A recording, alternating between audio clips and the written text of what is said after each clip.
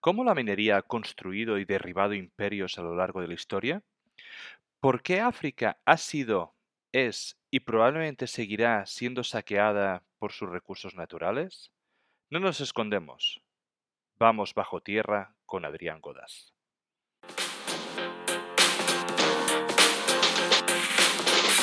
Bienvenidos amantes del subsuelo, esto es Charlando de Minas, el primer y único podcast en español dedicado a la inversión minera.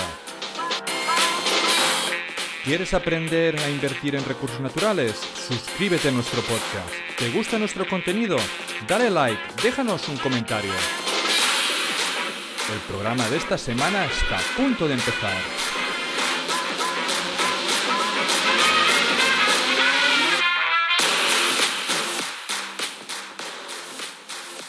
Bienvenidos a un nuevo capítulo de Charlando de Minas, el único podcast en español dedicado a la inversión minera. Hoy tenemos el placer de tener de vuelta a Adrián Godás. Y esta vez no vamos a hablar únicamente de mercados, no vamos a hablar de acciones, no vamos a mirar cómo ve él la inversión en 2025. Vamos a hablar de un tema más histórico, más de detalle, ¿no? Más de cómo él ve la minería en general, de dónde venimos y hacia dónde vamos. Porque Adrián, como seguramente muchos sabéis, ha escrito el libro Bajo Tierra. Y lo que vamos a hacer es hablar un poco del libro, del contenido, de la minería y de conocimiento en general, porque es una de las cosas que nos lleva este libro. Bienvenido, Adrián, bienvenido de vuelta. ¿Cómo estás? Muchas gracias, Amadeo. Muchas gracias por la invitación de nuevo. Y aquí, listos para poder decir la frase que todo hombre sueña con decir alguna vez en su vida, que es, Mm. he venido a hablar de mi libro. Todo hombre sueña con Frase, decirlo alguna vez. frase famosa y en muchos memes y en el APM y en muchas de las cosas con el famoso he venido a hablar de mi libro. Pues has venido a He hablar de venido a tu hablar. libro.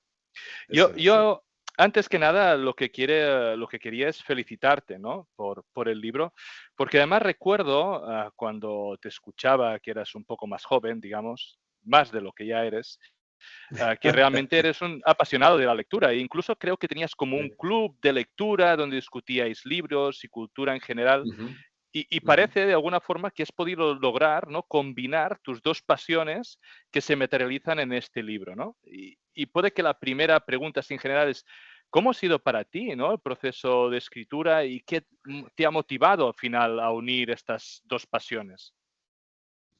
Pues es completamente verdad, sí, sí, ciertamente. Los libros siempre han sido otra de mis grandes pasiones. Y a ver, lo de escribir un libro es la típica cosa que uno dice, bueno, es una cosa que me gustaría hacer algún día. En plan, de Mm, que lo tienes ahí en la recámara como algún día, ¿sabes? Y no era mi plan hacerlo, pero nos contactó a Paco y a mí una editorial de Barcelona, que es mm, ARPA, y uno de los editores, que es uno de los dueños, pues nos dijo de si queríamos escribir un libro. Y yo le dije, pues mira, yo un libro de inversión no quiero hacer algo tan vulgar, yo quiero algo intelectual de verdad. A mm, mí déjame hacer un libro de minería. Y al principio era como, hostia, qué cosa más loca, pero bueno, venga, vamos a darle. Entonces, bueno, pues como me dejó, no me lo esperaba y no era el plan, pero me aceptó la idea. Y nada, nos pusimos a ello, a mm. hacer un par de ideas de qué tipo de libro hacer, si algo más histórico, más anécdota, más técnico, más para inversores, o sea, estilo de libro. El libro inicialmente iba a ser de una manera, después de unos meses lo reciclamos, volvemos a empezar, Claro. y ha quedado la historia que es ahora. O sea, es un trabajo arduo, especialmente siendo escritor novel, Mm, y cómo aprender a escribir, porque al final las cosas que pones tienen que ser de una manera mucho más formal. Yo estoy acostumbrado, que es el problema que yo tengo al escribir, es que claro, estoy acostumbrado al formato oral por el podcast. claro. Entonces, claro, el formato es luego escrito, cambiarlo es un poco complicado, es cambiar de registro. Mm. Y fue un poco difícil, pero bueno, con ayuda de editores y profesionales, pues la cosa se puede enderezar fácil. Y al final Mm. ha quedado el libro pues que está ahora. Llevo más o menos en torno a un año de escritura del manuscrito y luego un par de meses extra lo que es la revisión de estilo, decidir el título, maquetación, impresión y todas esas partes, todos esos temas que Claro. son un par de meses extra. Pero vamos, No, cualquiera que me escuche que lo tenga dudas, si quiere escribir un libro, que cuente con un año o dos mínimo. sí. No, además te tengo que felicitar porque, bueno, primero por a la editorial que nos envió una copia del libro, pero es que además es un libro que es fácil de leer y que además creo que a todos los apasionados de la minería o que estén invirtiendo en minas, que al final son la mayoría de gente que escucha este programa, pues van a poder ver muchas cosas de la historia y muchas cosas que a día de hoy aún tienen consecuencia de esos hechos históricos y que son cosas que la gente, digamos, no sabe a no ser de que realmente las busques, ¿no? O que realmente las estudies. Y es una muy buena fuente de información como para tener todas esas píldoras educativas, todas esas cosas que han ido pasando a través de la historia, siempre ligado, ¿no? Por el hilo de la minería. Lo que hemos visto es que la minería, digamos, o la historia de la minería y de la humanidad han ido muy juntas, su evolución, pero que simplemente o normalmente está relacionada con el auge y el declive de imperios. Y eso muchas veces también implica esclavitud, implica trabajos forzados. ¿Crees que este es el legado, uno de los lastres que afecta a la percepción de la minería en la sociedad actual? Mm. Pues sí, justamente, de hecho hay un capítulo que trata sobre eso, sobre la fama merecida o inmerecida del sector. Y es que es verdad, o sea, el sector arrastra una fama que es verdad. O sea, al final, durante la mayor parte de la historia, los trabajos mineros eran de esclavos o convictos. Y no fue Sí, hasta bien entrado ya la Edad Media, la Baja Edad Media, a partir ya del año del siglo XI, XII y sobre todo luego ya del Renacimiento XIV, XV, cuando nacen los gremios y ya nacen en forma como obreros. Y aún así siguió siendo un trabajo durísimo, con accidentes y demás, con cero preocupación ambiental. O sea, sí, o sea, es que históricamente ha sido un sector que tiene la fama merecida que tiene. mm, Y porque es completamente verdad.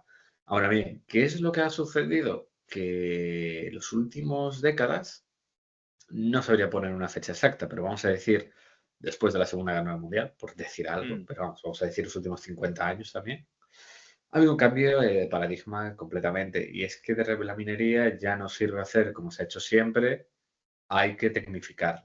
Se tecnificó más, los obreros ya no eran como carne de cañón, ahora es un perfil muy cualificado, tanto operarios como ingenieros, ahora es un perfil muy técnico, que con muy buenos salarios, con unas condiciones de seguridad muchísimo mejores, con unas medidas de seguridad a todos los niveles para evitar desplomes, de leaks, no sé la ujú. palabra, sí, leaks Sí, de químicos, sí, sí, sí. roturas de No me sale la palabra presas. tampoco. Entonces, pues claro, ha habido un cambio de paradigma muy, muy grande. Entonces, claro, la gente sigue anclada al modelo antiguo. Y le hablas de minería en países pues, como España o Reino Unido y piensa, acuerda, pues de las minas de carbón de hace un siglo. Y claro, la imagen no es esa. O sea, la ¿Tú idea hoy en día no son así. crees que este es uno de los problemas, por ejemplo, que se está diciendo en la industria, que no hay gente dedicándose o estudiando de alguna forma minería en general o queriéndose dedicar a eso? Es aún esa fama Ujú. que arrastra y que la Sí, gente sí. pues no lo ve como algo limpio, como algo, digamos, que quiere hacer. Sí, sí. No, no, completamente. Ya si nos metemos en el aspecto específicamente de laboral, también lo que sucedió es que hubo el boom de mineros de los años 2000 que se fueron luego todos a la calle en 2015. Eso también es verdad que hay que comentarlo. Que, o sea, uno de los motivos porque luego hay mucha falta de mano de obra ahora es porque hubo muchos despidos en el bear market del 2010, Sí. de lo que fue de 2013 a 2016, claro, se despidía mucha gente y claro, eran perfiles muy buenos que se fueron a otras industrias. Por ejemplo, muchos ingenieros de minas al final, por conocimiento de túneles y demás, se fueron a obra civil o otro tipo de industrias. Entonces, esa gente luego no vuelve y queda muy Claro, traumada. Entonces, claro, eso provocó también a su vez que durante esos años no se graduase gente, la gente no se fuese a estudiar en la Universidad de Ingeniería de Minas, cayeron los matriculados.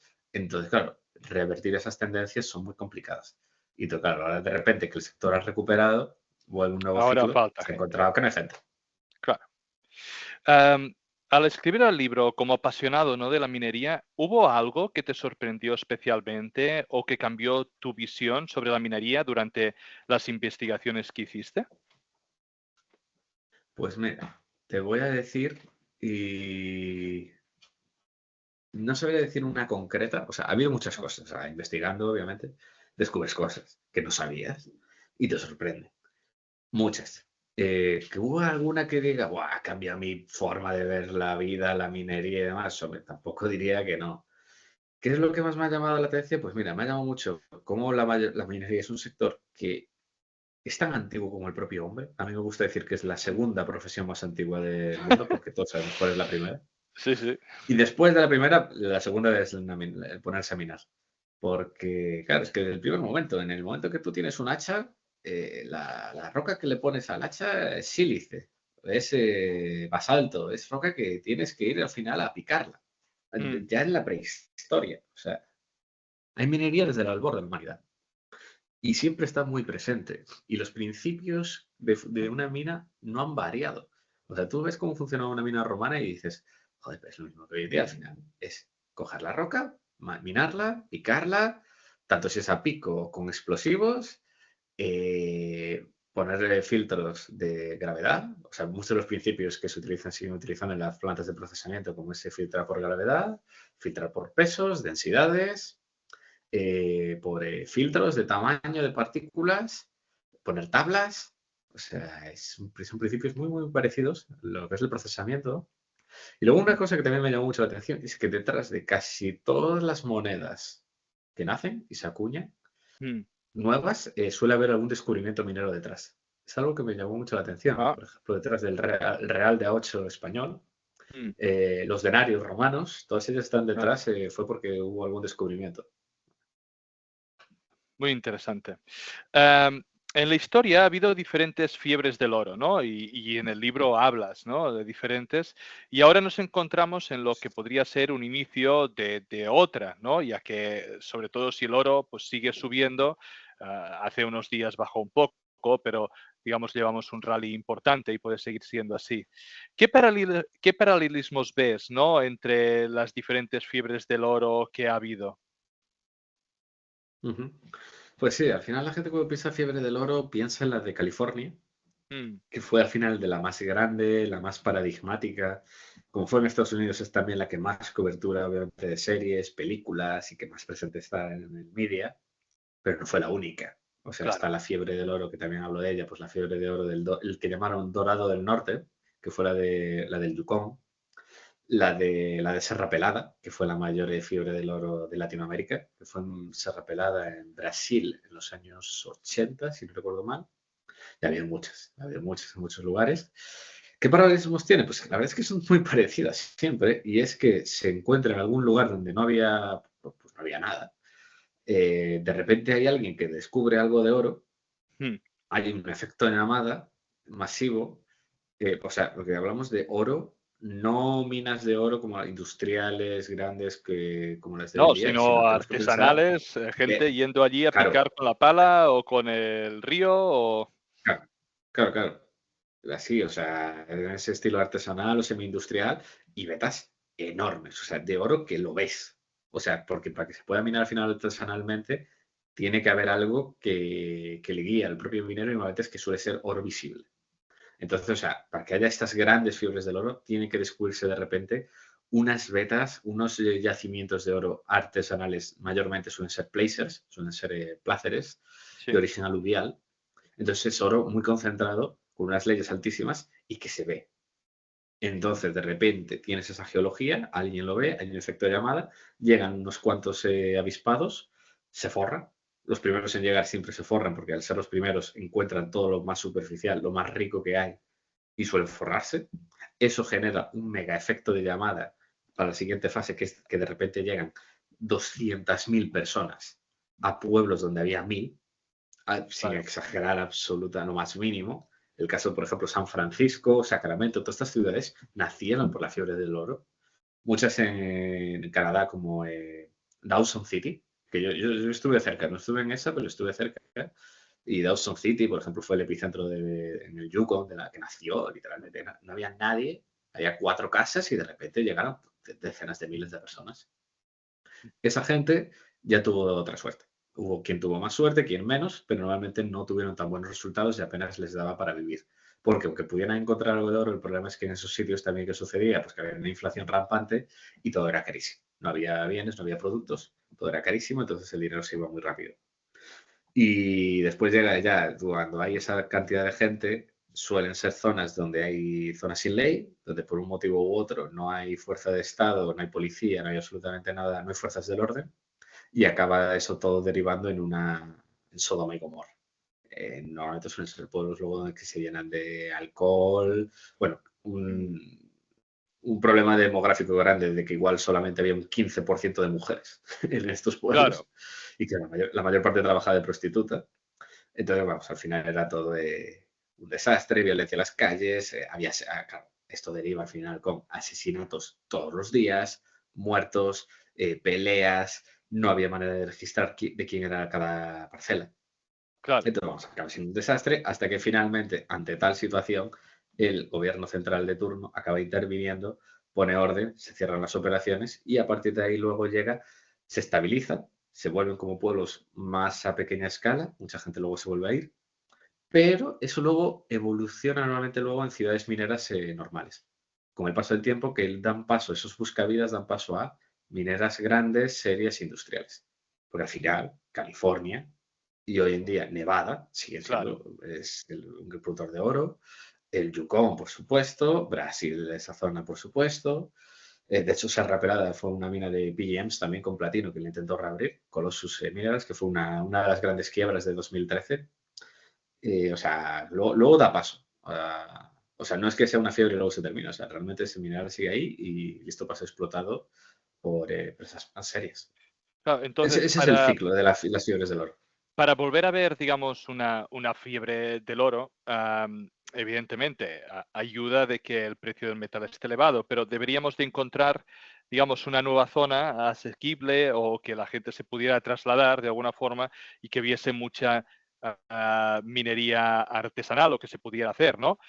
Lo primero que Sí. se me ocurre, digamos, sería en algunas zonas menos exploradas de África o puede en Ujú, algunas sí. zonas menos exploradas de Asia. ¿Tú crees que vamos a ver en el futuro, digamos, alguna otra fiebre, algún otro movimiento de este sentido? O serán Sí. cosas que no, que puede que existen, pero que no serán tan evidentes como fueran antaño. Muy buena pregunta. Pues tal vez. Tal vez sí que sean menos evidentes como en el pasado, porque las del pasado al final eran masivas. Sí que puede Claro. que no lleguen a esa escala, pero que sí que va a seguir habiendo. Y no solo en el oro, ¿no? De todos los metales. Al final pienso, por ejemplo, en la fiebre del tantalio y el coltán Mm, de 2010. ¿Quién no veía hablar de coltán en la tele? Hace unos años. Hoy en día nadie habla, pero hace unos años era minas, África, coltán, Congo en los años 2010. sí, La fiebre del estaño en Myanmar, en el estado de Wa, que empezó sí. en 2000, fue ahora, hace 10 años, empezó en 2014. La fiebre del estaño allí. También tienen ahora en Myanmar que se pusieron locos también con las tierras raras, que empezaron a minar los ionic clays. O Mm, sea, ha habido muchas, sigue habiendo. Por ejemplo, también en Nigeria, de vez en cuando, pues hay alguna que sí, con ciertas zonas con el oro. Empezó en Zimbabue, por ejemplo, la fiebre del litio. De repente se pusieron a minar todos litio en zonas de Zimbabue. O sea, pasan todo el rato. Lo que pasa es que muchas veces pues, no reciben la atención mediática o como otras.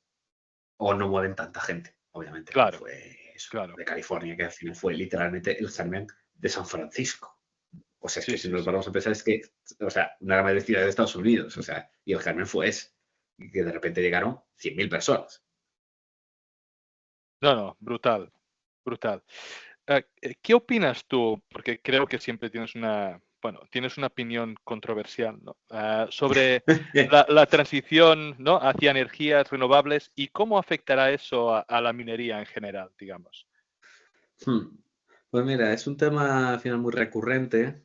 De hecho, mi editor me dijo, hay que hablar de transición energética. Y yo dije, me cuadra, vamos a hacer. porque es un tema que vende. O sea, no, es que es verdad, es que vende y al final casi todos los medios que me contactaron de periódicos y demás, de lo que más les Ujú. interesaba era este aspecto. Y yo lo digo muy claro también en el libro. O sea, no puedes, o sea, si estás a favor de la transición energética, no puedes estar en contra de la minería. Lamento mucho si eres muy hippie y te parece mal, pero es que es la verdad. Es la absoluta verdad. Porque toda la transición energética requiere baterías, requiere más cables, requiere electrificación, todo eso va con cobre, requiere baterías, que viene un cátodo donde va litio, va cobalto, va, que me dices, bueno, quitamos el cobalto, quitamos las de níquel, quitamos esta, vale, da igual, sigue llevando litio o va a llevar otros minerales. En el ánodo lleva grafito, en los aerogeneradores hay neodimio y hay tierras raras. Todo esto además envuelto en aluminio, que es uno de los mercados que no se suele hablar tanto, pero también es pura bauxita. Sí, sí. Tienes todo lo del acero inoxidable, todo va con eso es níquel. Tienes el papel de la plata, de los paneles fotovoltaicos. Tienes las soldaduras de los chips y toda la electrónica, cada vez más electrónica que lleva cada... Todo, o sea, cualquiera. O sea, es que, joder, hasta mi lavadora se conecta al wifi. Pues Sí, se sí, puede, sí, o sí. sea, la lavadora se conecta al wifi. O sea, eso es pura electrónica y eso es estaño. Entonces, es que si quieres realizar todos estos cambios, necesitas minería. No te queda otra. Ah, hicimos unos meses un capítulo donde de alguna forma estábamos hablando del ese fenómeno del not in my backyard, que básicamente es de alguna Ujú. forma todo esto, ¿no? De Sí. quejarse, quejarse, quejarse, que sí, sí, yo quiero esto, pero no lo quiero aquí, que lo pongan en algún otro sitio. Pero luego, evidentemente, si realmente pues, quieres sostenibilidad, si realmente quieres, pues bueno, no tiene ningún sentido minar en Chile para llevarlo a China a tratar para luego llevarlo a España, ¿no? No tiene ningún tipo de sentido en nombre del medio ambiente. Lo ideal sería hacerlo todo lo más cerca posible de su uso final, ¿no? O al menos aquello que se Hombre, puede. hombre, es que uno, por el transporte, obviamente. Pero es que segundo, simplemente por estándares. Es que obviamente una mina en Europa no va a estar con los requisitos y todo el estándar que puede tener una mina en Indonesia. Que sí, que obviamente, muchas, por ejemplo, todas las minas de control occidental en África tienen unos estándares enormes, casi como si estuvieran en el mundo desarrollado. Pero aún así hay muchas que no lo van a estar. Las artesanales no lo van a estar. Todo lo que está viendo en Indonesia, el caso de, o sea, es que allí lo están diciendo, que el caso del níquel indonesio que lo hablo mucho en el libro, es el nuevo aceite de palma, que se puso el grito en el cielo de que se quemaba y talaba toda la selva tropical de Indonesia para cultivar aceite de palma. Ahora ya no se quema para aceite de palma porque ya se quemó todo lo que Claro. había, casi todos los terrenos, esto además me lo explicó un técnico medioambiental. Ahora está sucediendo con el níquel. En cambio, eso podría evitarse todo abriendo alguna mina en Europa, pero eso no las queremos. Y eso se ve muy bien simplemente el tema este de los estándares. Es que llega con echarle un vistazo, por ejemplo, a Savannah Lithium, el proyecto que además lo visité en marzo, el proyecto de litio en el norte de Portugal. Es una mina que es que lo ves, el cuidado y cómo lo diseñan todo, los tailings que los van a ocultar detrás de unos árboles, el agua no lo sacan del río, lo sacan de un pozo de más allá, que es privado, o sea, todo se recicla, el agua se de ciclo cerrado. O sea, las minas europeas tienen un cuidado, la gran mayoría, Claro. No, increíble. Pero que en su hace que lugar, no tiene sentido, que es simplemente quejarse y sin prestar ningún tipo de solución al final, ¿no? Porque sí, sí, sí. no, Claro, claro, porque además es el tema de, no, no quiero esto, pero quiero teléfono. Quiero mi teléfono claro. móvil y ojo, y que sea barato, ¿eh? Listo para Sí, sí. subírmelo. Sí, sí, Claro, sí, claro, sí. porque esto es la Eucalyptus Paradox de Koala, que me llevo muy bien con él y sí, además le pedí una quote para el libro y me la dio. Y a él dices que es la Eucalyptus Paradox. Queremos transición energética, la queremos rápido, la queremos barata y queremos que sea verde, pero no queremos minas. Pero queremos todos los bienes, queremos que haya electricidad mucha y barata. Pero no queremos que montes aerogeneradores. No queremos que montes una nuclear. No queremos que montes una mina para sacar el cobre. Es Sí, la sí, sí. paradoja que tendrá. tendrá que resolver Occidente, por supuesto. Sí, veremos cómo se soluciona. Y en esa transición, ¿no? Que vamos a tener, digamos, dos grupos de países, ¿no? Y te pediría de alguna forma, ¿cómo crees que se van a ir posicionando? Por un lado, tenemos esos países que son dependientes, ¿no? De combustibles fósiles y cómo, digamos, esos países se van a ir posicionando, ¿no? A copia de que vayan necesitando menos esos, pero a la vez hay esos países productores donde su economía es básicamente basada en los combustibles fósiles que verán que con el tiempo esa demanda se verá cada vez menor, ¿no? ¿Cómo crees que va esto a cambiar, digamos, en estos países y cómo se van a ir posicionando? Hmm, Pues es muy buena pregunta. Yo tengo una visión un poco distinta de otra Ajá. gente, cosa que es bastante común en mí. Que yo creo que en contra de lo que la gente piensa, muchos países no se van a decantar ni hacia un lado ni a otro. Lo que van a hacer es ser cada vez más equidistantes. Y eso es algo que le da mucho miedo a Occidente, porque Occidente no entiende de equidistancia y neutralidad. ¿Entiende? ¿Eres mi amigo o eres mi enemigo? Pero Mm, hay muchos países que realmente han querido salir de esa dicotomía de acercarse a Occidente o acercarse a China. Y dentro de China pues podemos añadir Rusia o otros países los del BRIC. F, Mm, los BRIC, vamos a llamarlos así, al final los BRIC, pues por ejemplo muchos países africanos, pues que han dicho, no, yo no me voy a alinear, yo aquí, o sea, voy a tener una política equidistante. Si tú vienes aquí a invertir, a montar minas, a dar dinero, bienvenido. Y me da igual si eres chino, ruso o americano, pero aquí se viene a invertir, a tratar bien a la gente y a hacer cosas. Y esto se ha visto, por ejemplo, yo lo veo, un ejemplo clarísimo en el caso de Níger, por ejemplo, de cómo han echado a los franceses, porque sí. decían que no ayudaban contra la lucha islámica, Orano que tenía problemas con las minas, la licencia esta de que Imoure, que no la, vamos, que tenían el permiso de minar y que no lo construían. Vamos, que era un proyecto no rentable, así de simple. Mm, En cambio, pues llegan los chinos y dicen, vamos a montar petróleo y hacemos un pipeline de petróleo. Venga, bienvenido, claro que sí. Global Atomic, ¿quieres montar una mina de uranio? Claro que sí, venga, dale para adelante. Entonces es al final que simplemente estos países cada vez lo que están haciendo, en el Congo esto se ha visto también, en Eritrea, en muchísimos otros países, de que se busca no depender de uno solo. Por ejemplo, en Eritrea o en el Congo cada vez hay más gente avisando de que no quieren hacer negocios con chinos. mm, ¿Por qué? Porque simplemente no quieren depender en exceso de ellos. De hecho, por ejemplo, la interesante. adquisición no sé si lo conoces, la de Danacali, que es un proyecto de potash, que yo tuve acciones en su momento antes de que la opara. Un proyecto de potash enorme, del más grande del mundo, está en Eritrea, y el propio gobierno les pidió, por favor, vendérselo a cualquiera menos a los chinos. Mm, Porque ya tenemos que si el puerto, que si la mina, que si todo, es de los chinos.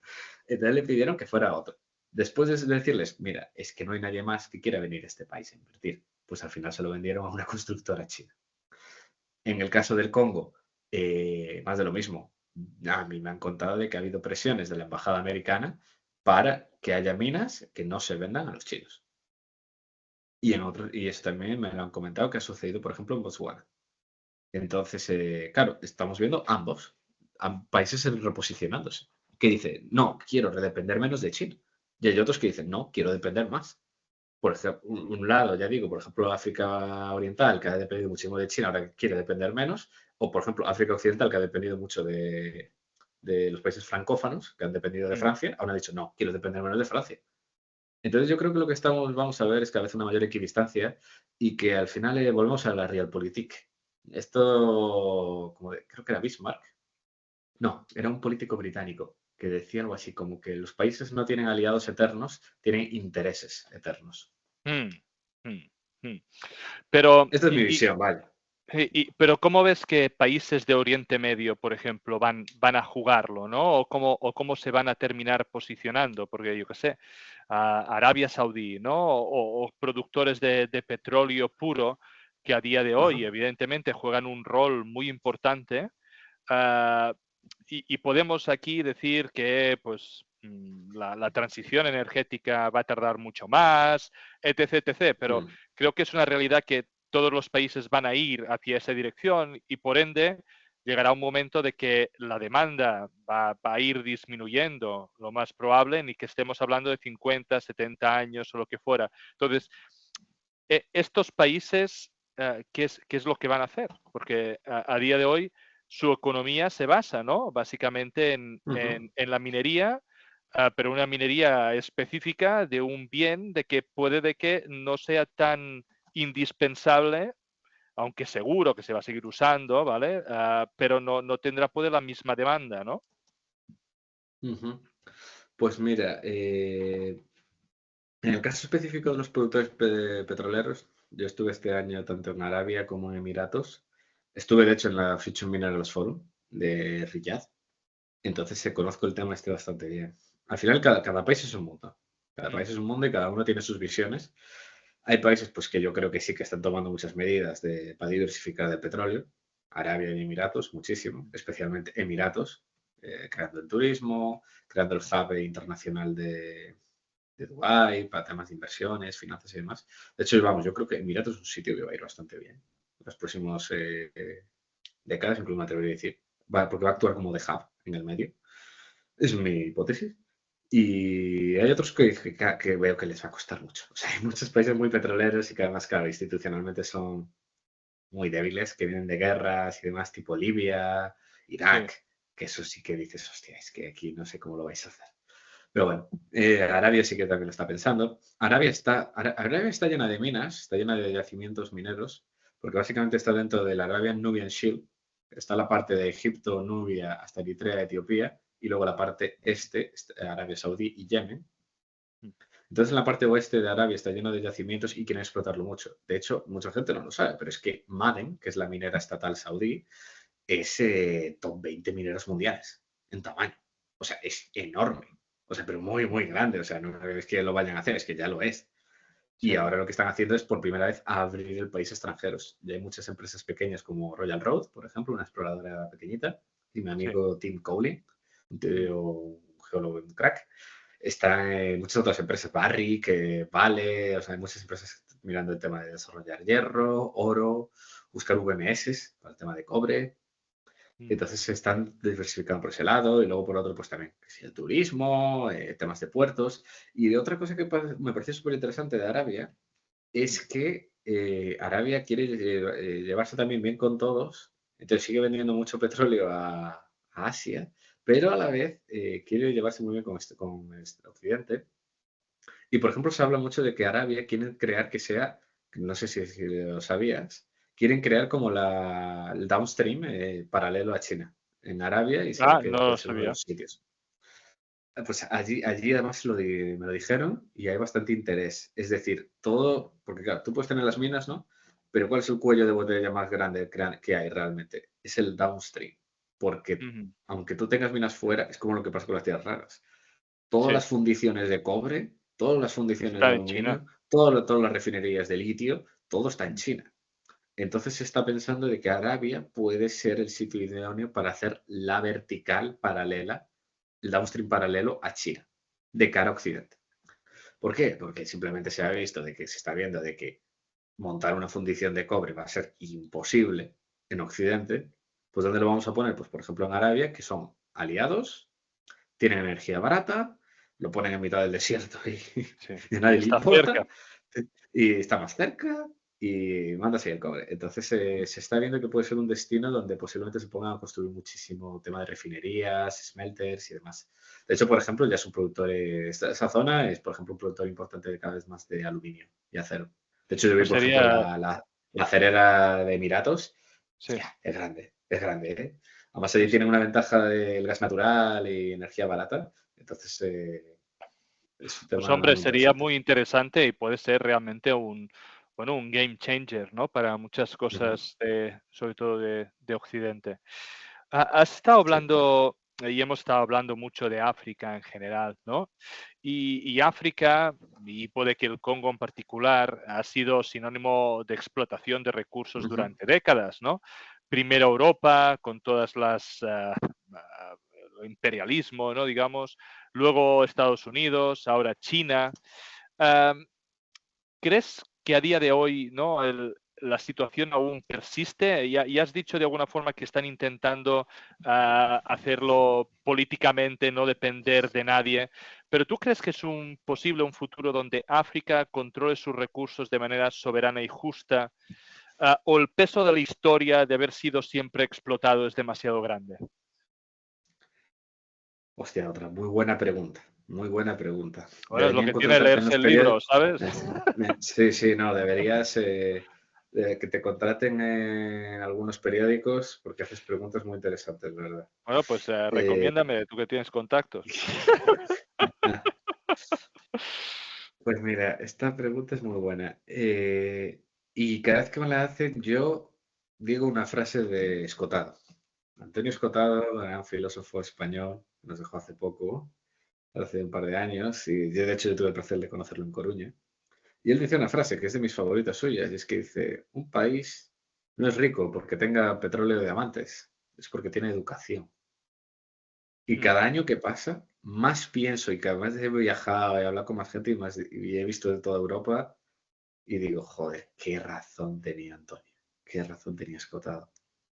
Porque es verdad, y esto hubo una entrevista, por ejemplo, al presidente de Burkina Faso, al capitán Yaouré, y él decía, ¿por qué tenemos tanto oro? ¿Por qué en África tenemos tanto oro, tanta riqueza y somos pobres y no lo explotamos? Y claro, yo sí, cada vez que escucho estas cosas pienso en explotar y digo, es porque tiene razón, porque la riqueza de verdad no es tener el recurso natural, es saber explotarlo, es el know-how, el tener al ingeniero que sabe diseñarlo, el que tiene el banco que es capaz de poner capital para construirlo, el que sabe operarlo, porque ¿cuál es la situación actual de África? Que cada vez que se han nacionalizado minas o los estados han tomado control de las minas, lo que ha sucedido es lo inevitable, y es que la industria se va a tomar por saco y la producción colapsa. Uno de los ejemplos más claros de todos es el de, bueno, has leído el libro, lo conoces, que es el caso de la Unión Minerí, Ujú, que era la empresa belga que de facto controlaba el Congo. O sea, y claro, cuando decimos controlar, es controlar. Era literal, creo completamente. que más de la mitad de los ingresos públicos, el 80% de las exportaciones, o sea, una salvajada. Y que de hecho llegaron a financiar la secesión de Katanga, de una parte del Congo. O sea, una historia loquísima. ¿Y qué pasó? Pues que cuando todo eso se nacionalizó y se conformó en torno a Gécamines, lo que sucedió es que la producción de cobre cayó un 70%. Esa es la realidad. O sea, al final, ¿por qué la mina funciona? Porque necesitas técnicos, las máquinas Pero luego se tú crees que, oxidan, no por sabes cambiar la ejemplo, pieza. tú crees que a Occidente, digamos, en general y también a China en particular, ya le interesa de alguna forma una África sin educación para poder controlar mucho mejor exactamente por lo que dices, ¿no? Si yo me voy, no vais a saber cómo hacerlo. Mientras se continúe viendo un clima con conflictos armados, inseguridad, guerras, no va a haber una evolución, digamos, del país real, no va a haber y puede que los más preparados hasta se quieran ir, ¿no? Del país, entonces Ujú. tampoco Claro, claro. retorna, y eso simplemente eternaliza, ¿no? El problema, parece. Pues mira, es muy buena pregunta. Ciertamente depende. Yo creo que depende. Esto es lo que yo siempre opino de que realmente hay intereses de manera tan deliberada que dicen, vamos a evitar que se industrialice África. Yo no lo creo. Al final, esas empresas que vienen y minan, ¿tú crees que quieren tener el país lleno de terroristas? La verdad es que no lo sé, pero yo hace años siempre pensaba, digo, bueno, digamos, ha habido una evolución, ¿no? En su momento en Latinoamérica. Latinoamérica no es la misma ahora que hace 50, 60, 70 años atrás. China en los últimos 20 ha hecho una gran explosión, ¿no? Los últimos 30. Ujú. Y yo siempre pensaba, llegará el momento que será el momento de África, pero no estoy viendo ningún tipo de evolución como hemos visto en otras áreas del planeta, y me pregunto muchas veces ¿cuál es la razón, no? Si las demás Mm, han podido ir evolucionando. mm, Y bueno, y a veces lo único que me queda es pensar, pues bueno, hay cierto interés de que esto siga siendo lo más barato posible, sigue siendo lo más fácilmente explotable, y tampoco hace tanto, digamos, de que europeos se han ido de allí, que americanos han entrado pensando de que eso sería muy barato, ya que se iban los otros y ahora está China y entonces como nadie, ¿no? Les deja, puede que solos, para que vayan evolucionando. Es que no lo sé. mm. A veces hago Uh, pensamientos así. esto, esto podríamos estar una hora hablando del tema. Eh, Porque a mí es un tema que me interesa muchísimo. Yo conozco mucho África, tengo muchos mm, amigos allí, muchos proyectos, invertido y demás. mm, Y de hecho, igual el año que viene voy a Zimbabue de visitilla. mm. Y entonces conozco bastante el país. Y claro, uno se plantea siempre estas cosas. Esto retornándose a mucho tiempo atrás, hay que pensar que, por ejemplo, cuando llegó la época de la colonización, África no estaba en el estado en el que estaban otras regiones. Me Mm, explico, por ejemplo, esto lo decía también un historiador, cuando llegó los británicos a China o los holandeses, los comerciantes portugueses, por ejemplo, llegaron a Japón, que fueron los primeros portugueses, eso sale en la serie de Show, es que eso mm, sale, o sea, los primeros en llegar fueron los portugueses.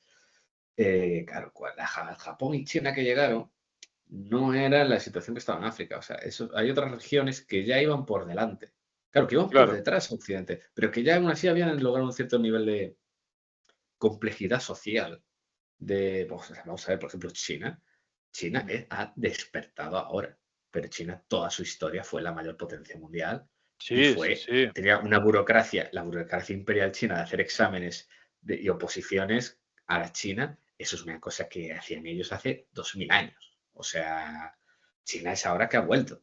O Japón, que ahora es tercera potencia mundial. Pero es que el Japón, también de Tokugawa, estaba cerrado. Pero tú veías las ciudades como era y el nivel de organización social y no era un país bueno, era un país que de estilo feudalismo, pero no era una cosa de vivir en cabañas, Ya. en típicos. Entonces, claro, incluso si nos vamos incluso más para atrás, Jared Diamond da la explicación incluso más geográfica y de origen naturalista de los ejes de norte-sur, no sé si lo conoces, el tema de las latitudes y longitudes. Sí, no, es un poco de Vamos que a, hay zonas donde, digamos, con menos evolución se ha podido vivir de forma mucho más fácil y otras que han tenido que evolucionar para vivir en un lugar determinado, que entonces, pues eso también puede lastrar. hay muchos motivos por eso. Es que si te pones a darle vueltas, puedes darle la explicación naturalista, la Mm, evolución institucionalista, cómo no llegaron las instituciones, al final el rule of law y otro tipo de historias, la colonización, que fue muy distinta, al final entre distintas claro. regiones. Al final la colonización española en las Américas fue completamente distinta a la africana. O sea, puedes dar, y cómo están los países hoy en día, es completamente distinto. Además, hay que también, hablamos de África como un país, pero no es un país, y hay Sí, muchísimas sí, sí, diferencias. hacemos O sea, este error también, sí, sí. claro, tú, por ejemplo, mira cómo está Ruanda. Ruanda pasó de ser un genocidio en los años 90 a ser el país de los que más crece del continente. Y tienen la primera planta de Volkswagen de todo el continente, gracias a la mano dura que impuso Kagame. O Ya. sea, hay muchos casos y casos. O sea, como por ejemplo el de Botswana. El presidente de Botswana, Botswana era el país, bueno, un ejemplo de, de buena gestión. Botswana era de los países más pobres del mundo.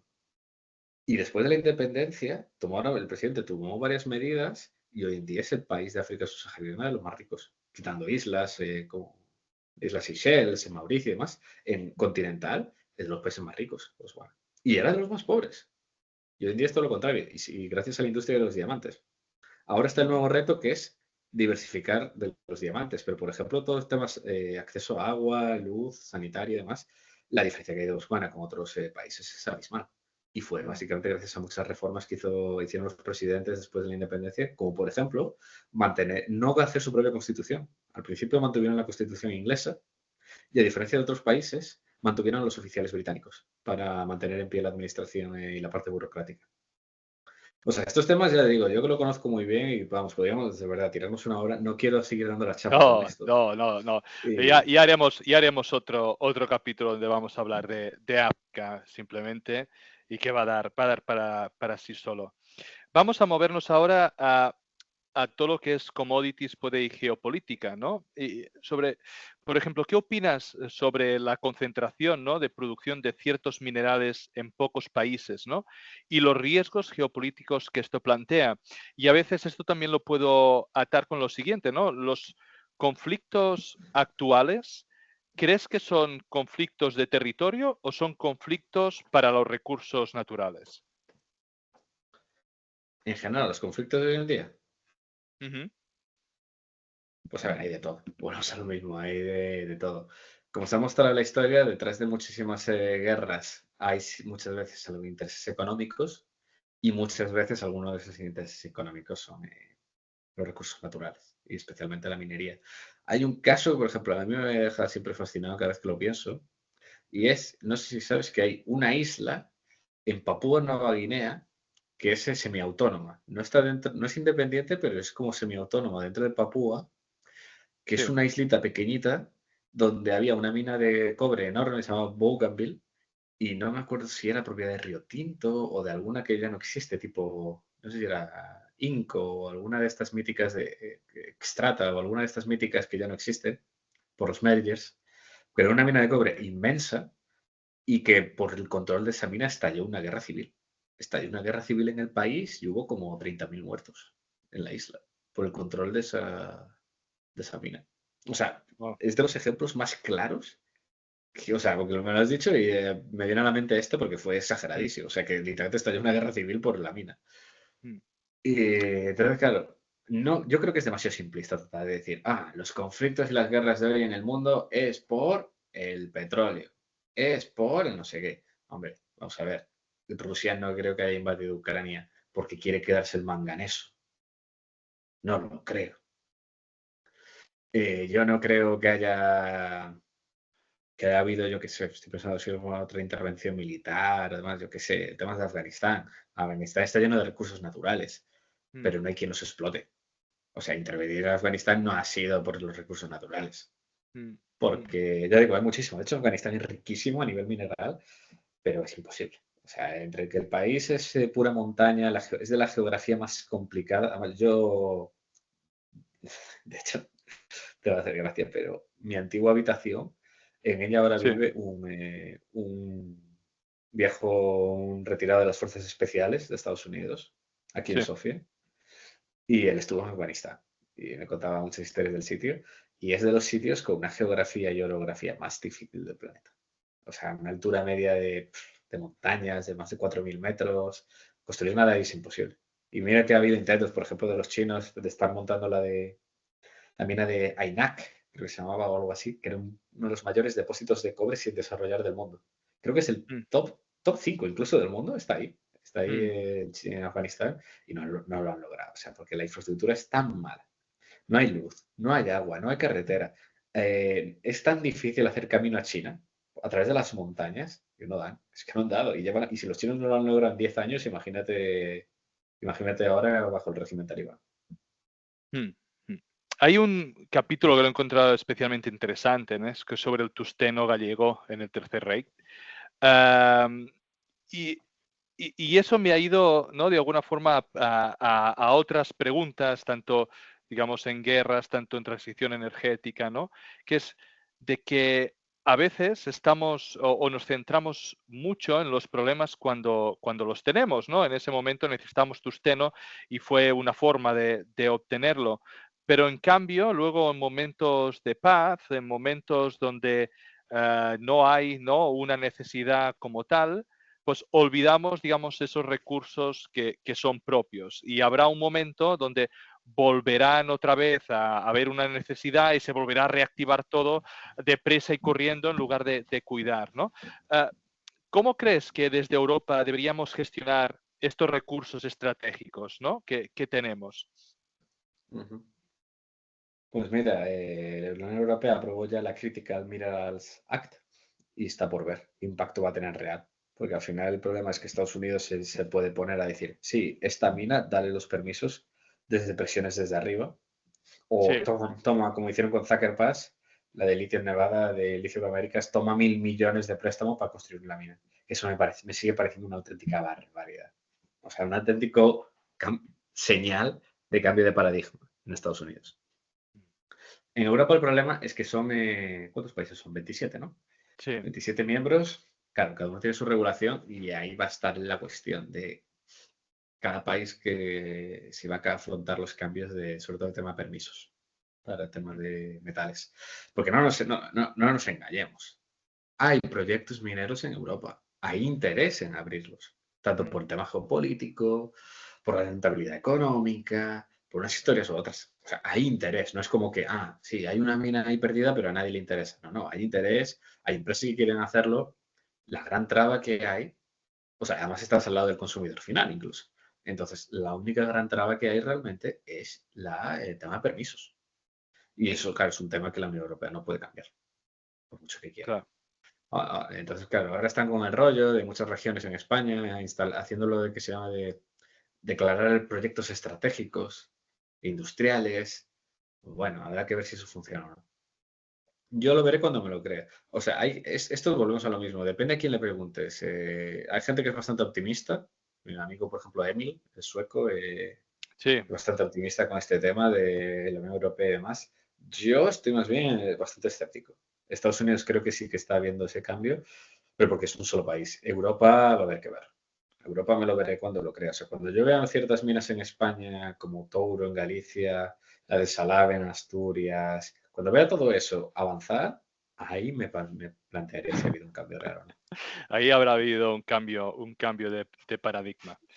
Claro, eso quiero verlo. Sí. Bueno, la bandera está muy seguro. Lleva mucho tiempo allí, ¿eh? R que R. Vamos a ver. Hombre, hombre, te garantizo una Pero, cosa, si hay Cronin una ya te pagó esa cena o qué? Porque ya ha vencido, sigue, ¿no? El tiempo. hombre, me debe 200 euros, todavía me los debe. No. Cronin todavía me debe mis 200 euros. Cuando vuelva a Europa, de Australia, yo quiero mis 200 euros. Y Sí, te digo porque una cosa, mira, te estoy diciendo que no haya dejado, se haya ido de Adriatic por no devolverte los 200, ¿eh? Lo pongo allí, ¿eh? eso es así. Eso es así, se fue para no pagarme, claramente. La Muy verdad, bien. fue una pena, una pena la de Sí. Cronin. Pero un gran abrazo si me está escuchando. Si aprende español y me está escuchando, un grandísimo abrazo a Paul. Y no, te digo una cosa, lo de Tauro, si hay alguien que puede abrirlo, ese es Alberto. Ese es el Vale. único que sí que puede estar convencido de que lo puede lograr. Y Alberto sí que estoy seguro que me va a escuchar, que hablamos mucho por WhatsApp. Él sí que me va a escuchar. Perfecto. Vamos a hablar ahora, cambiar un poco de tema, dejar un poco más la geopolítica, porque hablas de diferentes maneras de invertir, lo vas tocando muy sutilmente y muy por encima, sin entrar en demasiados tecnicismos, pero sí que, por ejemplo, hablas de todo el juego de los prospectores, ¿no? De los prospectors y sobre todo todos los descubrimientos minerales que han tenido. Pero además es verdad de que siguen habiendo a día de hoy empresas que son prospectos propiamente. Y puede que los inversores no lo suelen prestar tanta atención como son exploradoras, como son desarrolladoras. ¿Tú por qué crees que no se le está prestando la atención que se merecerían? Porque realmente no está habiendo grandes descubrimientos como sí que los hubo años atrás. ¿Por qué me tanto descubrimiento? Pues mira, yo creo que No, es ha cambiado en básicamente todos los tiempos, más ¿sabes? hablando de prospectos, ¿eh? De por qué este tipo de empresas no triunfan, digamos, entre la comunidad inversora. Los Y Prospect Generators, ¿te sí, los refieres? Prospect Generators, sí, y porque al final ellos son los que van a hacer el inicio, ¿no? De lo que va a ser un descubrimiento y ellos son la punta del iceberg, pero en cambio son exploradoras o desarrolladoras las que copan más la Mm, atención de la FinTwit, ¿no? Digamos. mm, sí. Pues mira, te digo una cosa. En mi humilde opinión es porque el negocio de los Prospect Generators, salvo muy bien llevado, y por muy bien llevado me refiero básicamente al caso de Ken Orland, que es de manual, lo bien que lo están haciendo y lo bien que lo han gestionado todo. Incluso el pelotazo incubado dentro que salió, que fue LiFT, de litio, hicieron el spin-off y las acciones que tenían las han vendido en máximos y se han embolsado más de 30 millones. O sea, les ha salido muy bien. O sea, Ken Orland está muy bien gestionado. Además, Zach y Chris son unos máquinas, son unos auténticos máquinas. Y el problema de los Prospector Generators, en mi humilde opinión, es que es un modelo que tiene mucho más sentido de manera privada que en mercado público. Porque al final tú tienes, es el caso de Krefco, por ejemplo. Mm. Bernie Kref, que le hago la entrevista en el libro, él tiene que él llama la Kref Company, que es suya. Claro, él en su repertorio tiene, yo qué sé, 50 distintos. Claro, el problema de eso es que tú, como persona individual que conoces y demás, es muy barato para ti coger una licencia, meter algo de pasta de sondeos y demás, no meter drilling, pero como la parte más básica inicial, ¿no? Y Sí, luego hacer una joint geofísica. venture. Y claro, y tú te llevas ese dinero. Eso tiene bastante sentido hacerlo de manera particular o con una empresa privada. Pero en un mercado público que necesitas una valoración diaria y que al final está más guiado por cash flows, ¿cómo lo valoras? Es que lo que se ha visto a la hora de la verdad es que el mercado no sabe valorar bien los prospect generators, que no están bien Mm. valorados. Entonces, si no están bien valorados, como por ejemplo el caso de Globex, Sí. que es que tienen como, qué sé, más de 200, es que la llaman el banco, pues es un banco de prospects. ¿Cuánto vale lo que hay ahí? Más de lo que cotiza, seguro, pero ¿cómo lo vas a demostrar? Si no es liquidando una a una. Es difícil, o sea, es un modelo que tiene mucho sentido, pero para hacerlo de manera privada, no en mercado público. Esa es mi opinión. Mm. Y, y para ti, ¿no? Y ahora que de alguna forma ya estás yendo un poco más hacia ese lado, ¿no? ¿Qué opinas, digamos, que también hablas en el libro de los traders de commodities, ¿no? Y Uf, realmente hay uf. libros, como tal y se puede y se puede ver mucho, ¿no? Por ejemplo, ese de Javier Blas del Mundo en Venta, pero su influencia realmente no es conocida por la mayoría de la gente. Y yo te digo, hasta que salió el libro de Blas, no lo conocía ni Dios. Ahora lo conoce un poquito más. Pero hasta que salió su libro no lo sabía ni Dios. Y yo, por ejemplo, a la gente le digo, ¿tú conoces Cargill? Y me dicen, no. Pues bueno, pues es la mayor empresa no cotizada de Estados Unidos. Tiene empleados. Aquí en Sofía tiene a más de 2.000 personas. Y no lo conoce nadie. Y son los que te ponen la comida en la mesa. Es muy bestia. Los traders es verdaderamente espectacular. Nada, perfiles muy discretos, pero vamos, que son los que se ocupan al final de mover todas las commodities de un lado a otro, de garantizar suministros, arbitrar precios. Y la verdad es un mundo muy chulo, ¿eh? La verdad, yo he hecho mis pinitos, estoy tratando de meterme, ya veremos cómo va la vida, pero no me importaría meterme en ese mundo. Especialmente luego en el futuro, en Suiza, Mm. pero... Pero me mola mucho. La verdad es un mundo muy bonito. Am, Y el- está- ¿Estamos preparados para el reto que se supone el reciclaje de baterías, el reciclaje de paneles solares, el reciclaje de los molinos de viento? estamos en ello. Estamos en ello. ¿Se puede hacer a gran escala? Posiblemente no.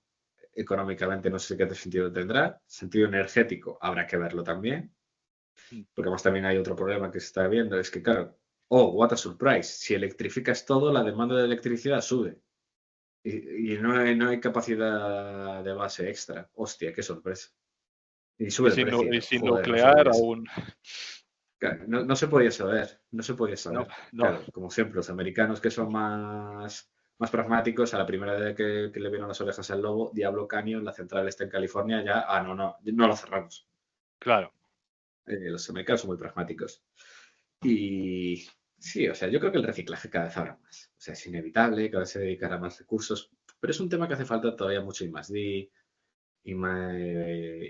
perdón, qué decir, y me salió me mezclé el inglés y el español de Sí, R&D y me salió sí. sí. Y el I+D, hace falta mucho más de, hace falta mucho más ingeniería química, hace falta entender todo eso y muchísimo más. Hay que entender también que el reciclaje tiene unos límites. porque al final están en aleaciones. Los metales no suelen estar puros, están en Claro. aleaciones. Entonces, separarlos, aunque la recovery final no va a ser todo el metal que contiene el panel No, va a solar o ser el un molino. porcentaje, Claro, está claro. claro que no va a ser ni el 50%, va a ser mucho menos, porque eso está en aleaciones, se perderá mucho por el camino también luego en los lodos, los residuos que te queden.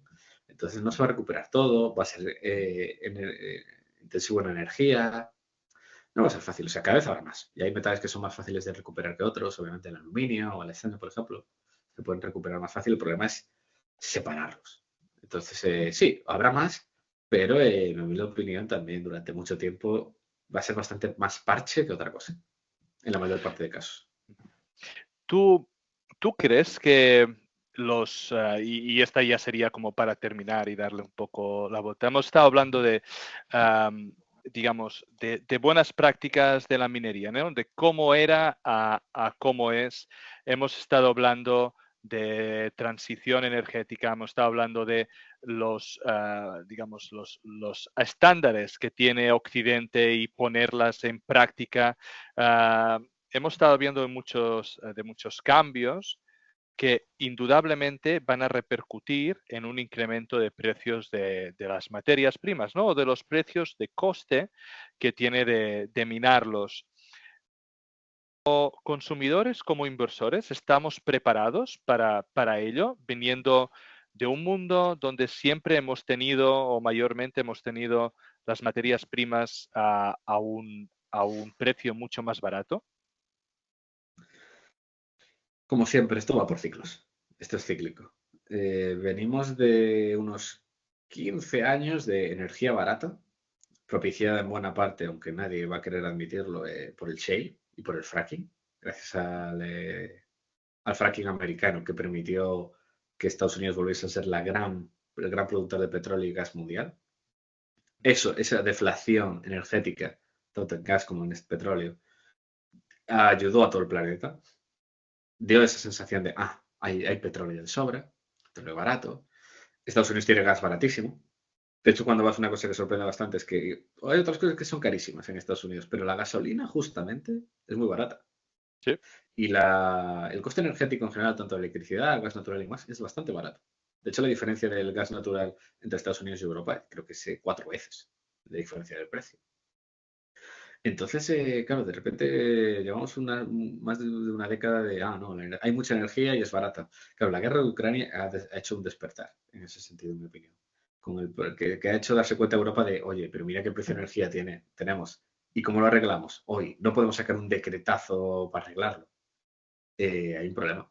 Entonces, claro, es el despertar. Hay países, claro, que como China, Japón, llevan décadas planeando esto de asegurarse offtakes, stakes en minas, ir al mundo, overseas, para asegurar el supply. Europa se ha quedado muy vendida.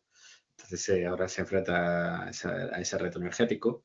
Y con metales yo creo que puede pasar más o menos lo mismo. Igual que salimos de los 80-90 con la confianza de, hay metales, llevan 15 años cotizando al mismo precio, hay de sobra, no va a haber ningún problema. Porque es la verdad, o sea, tú párate a pensar, eres un industrial, claro, tienes 25 años, en los años 80, te metes a trabajar en una acelera, tienes 40 años y lo único que has visto el precio del metal es plano, cayendo. Pues, ¿qué vas a pensar que van a venir los siguientes años? Que van a estar planos. Hasta que de repente llega el despertar de China en los 2000 y resulta que multiplica. Claro, claro, es que tienes que pensarlo así, o sea, no hay grandes análisis muchas veces detrás de las cosas. Es simplemente Mm. cuestiones de perspectiva. Cosas como, por ejemplo, por frames de edades. Hay gente que Sí. no ha visto ese tipo de cosas. Y de repente, claro, se encuentra con el precio sube. Y ahora venimos de muchos años donde, ¿qué hacen las commodities? Pues se lo bajan desde los 2013. Perfecto, Adrián. Muchísimas gracias por venir. A todos los que os ha interesado de alguna forma o habéis encontrado interesante esta conversación, hemos estado hablando de diferentes temas que están en el libro que se llama Bajo Tierra y, si no me equivoco, es de ARPA, ¿verdad? Así, Arpa Ah, Editorial, sí. donde evidentemente lo que hemos hecho aquí es debatir un poco y hablar un poco de muchos de los temas tocados en superficie, tocados para que de alguna forma tengáis interés y podéis comprar evidentemente el libro estas Navidades, es un muy buen regalo, y podáis de alguna forma entrar, ¿no?, en este primer libro de Adrián y poder ver todas esas curiosidades, toda esa historia de la minería que realmente es muy interesante y que recomiendo pues a todos los seguidores del programa. Adrián, muy agradecido por venir y por estar, muy agradecido por la conversación casi yo diría cultural, filosófica que hemos tenido, que nos ha permitido pues conocer también un otro Adrián que yo ya había visto en otras, en otras conversaciones que hemos tenido, pero que lo hemos podido sacar a relucir. Y nada, emplazo a que tenemos de otros temas de los que hablar, como por ejemplo África, como por ejemplo un hilo que hiciste hace tiempo sobre predecir el precio de las commodities o predecir, digamos, la oferta y la demanda, que era muy, muy interesante, que creo que podemos tocar otro día. Y nada, seguimos en contacto. Maravilloso. Nada, un placer. Muy buenas preguntas, te lo digo en serio. Y estamos en contacto. Un saludo. Descargo de responsabilidad. Los contenidos que aparecen en Charlando de Minas no son recomendación de inversión. Amadeu Bonet y sus invitados no son asesores de inversión. Los autores pueden tener algún interés en las compañías que se mencionan en esta publicación. Igualmente pueden tener sesgos y no ser imparciales. La información en esta publicación y de todas otras de Charlando de Minas son impersonales por naturaleza y de carácter generalista y deben ser consideradas como un producto de entretenimiento. Recuerda que el riesgo mínimo de cualquier inversión mencionada en este vídeo es el 100% del capital. Antes de tomar ninguna decisión de inversión, es imprescindible que consultes a un asesor de inversores cualificado y con experiencia. Estas emisiones son un relato personal de mi aprendizaje en el mundo de los recursos naturales. En este podcast intentaremos traer empresas, comentar tesis de inversión y hablar con gente relevante en el sector. Si te gusta, dale like y suscríbete. Soy Amadeu Bonet y esto es Charlando de Minas.